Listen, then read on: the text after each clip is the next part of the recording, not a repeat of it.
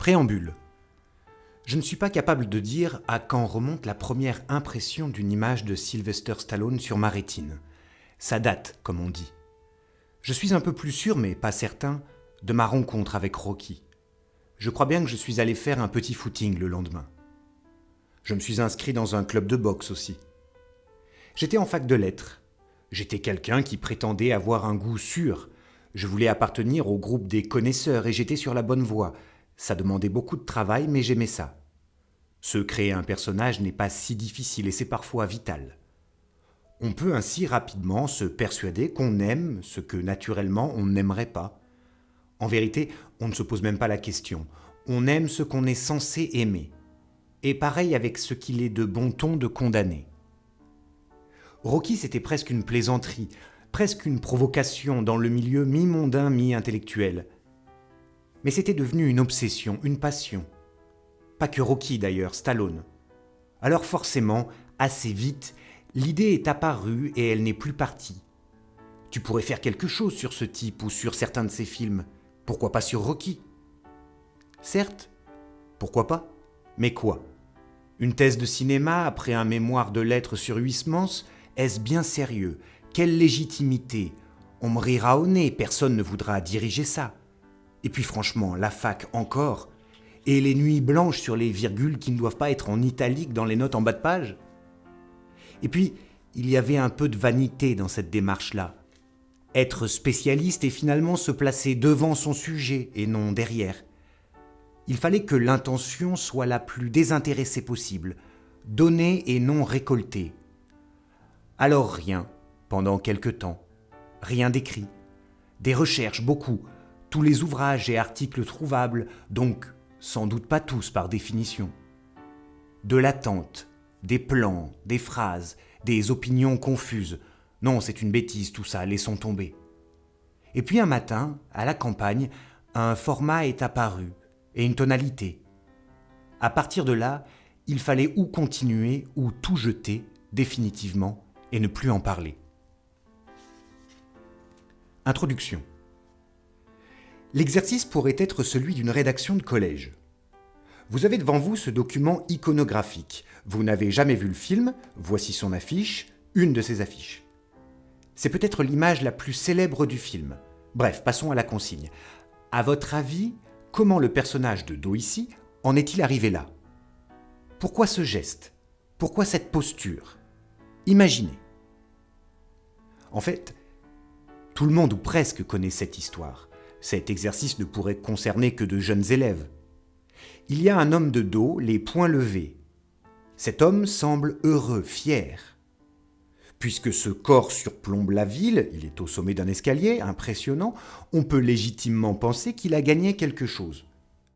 La rédaction se poursuivrait alors sur quelque interprétation concernant l'emploi du noir et blanc, le caractère légèrement sinistre de la ville au loin, le choix d'un grain de pellicule un peu épais. Après vérification, l'homme debout sur ses marches n'a rien gagné de concret. Il faudra attendre les suites pour dire que c'est un champion ou je ne sais quoi. Pourquoi est-il fier alors ? Si cet homme lève les bras dans un élan de fierté et de satisfaction, ce n'est pas parce qu'on vient de le célébrer. Ce n'est pas parce qu'il a enfin été reconnu par une masse au jugement plus ou moins légitime et impartial, non. C'est parce qu'il vient de se rencontrer. C'est parce qu'il a compris ce qu'il pouvait accomplir. Plus simplement encore, cet homme vient de se prouver qu'il pouvait prétendre à quelque chose. Il vient de comprendre qu'il n'était pas qu'un bum, c'est-à-dire un loser, un nul, un raté. À cet instant, le monde est inutile pour lui. Cette révélation ne peut, dans un premier temps, que venir du brave garçon lui-même. Je me jauge, je me juge, l'humanité peut attendre, elle aura bien le temps de donner son avis plus tard. C'est d'ailleurs le sujet de ce film, si on écarte un instant l'histoire d'amour. Que peut-il faire ? À quoi le personnage peut-il prétendre ?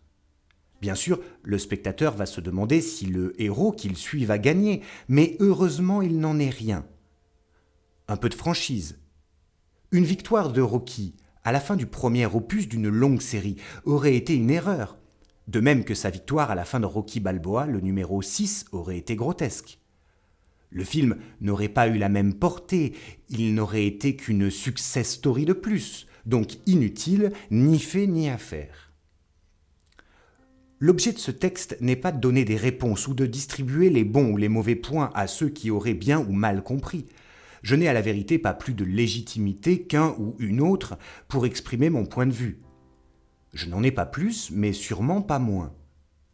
Après des années passées à y réfléchir, la perspective de noter quelques réflexions, quelques hypothèses m'apparaît enfin envisageable.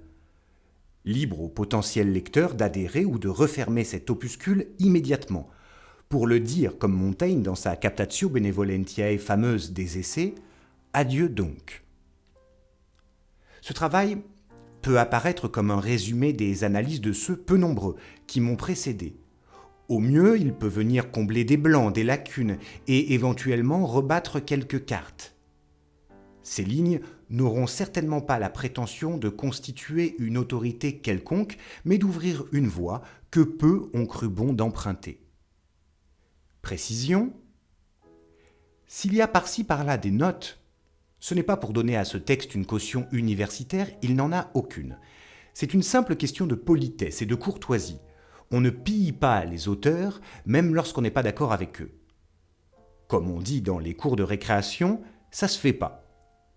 Cela peut aussi, parfois, apporter quelques précisions qui ne sont pas indispensables à la lecture, mais qui peuvent l'éclairer. Elles fonctionneront alors comme des élargissements.